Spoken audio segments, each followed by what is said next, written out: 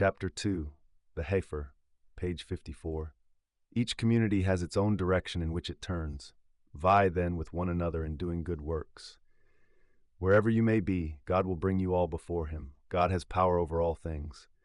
Wherever you set out from, turn your face in the direction of the Sacred Mosque. This is the truth from your Lord. He is not unaware of what you do. Wherever you come from, turn your face to the Sacred Mosque.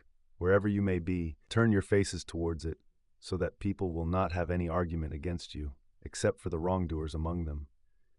Do not fear them.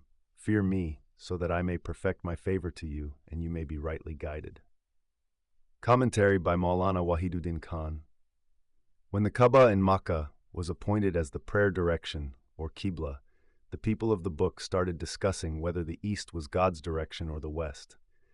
They saw the matter as one of direction alone, but this was nothing other than sheer ignorance on their part. The selection of the house of God as the qiblah was not merely the specification of a certain direction for prayer.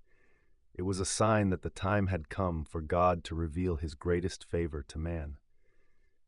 It had been decided a long time ago that in answer to the prayer of Abraham and Ishmael, see 2:1-129, God would send a final prophet to the world. The path to life everlasting was now being thrown open to all. God was showing his ultimate favor to mankind.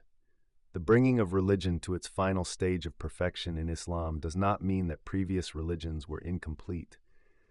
They too were complete in themselves, but none of them was preserved in its original and authentic form.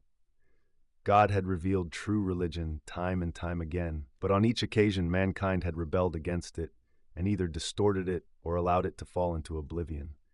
Now it was revealed in its ultimate and indelible form.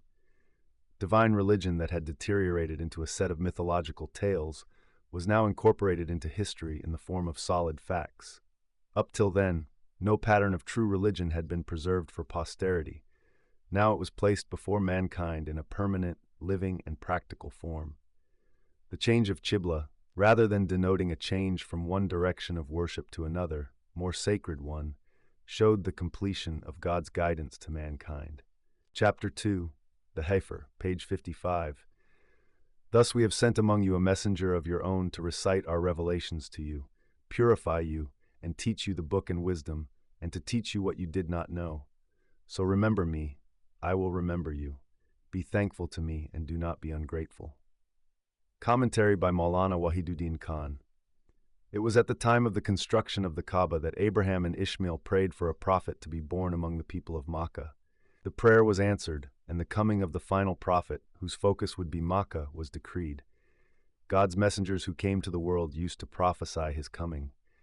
Now that he had come, the Kaaba in Makkah was made the prayer direction for all nations.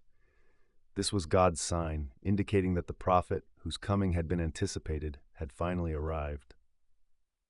As for the sincere, they needed no further proof, but even the conclusiveness of this sign was not enough to silence those who gave no thought to God.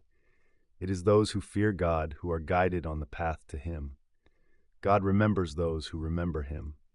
Only those who are filled with fear of him are free of fear of all else besides him.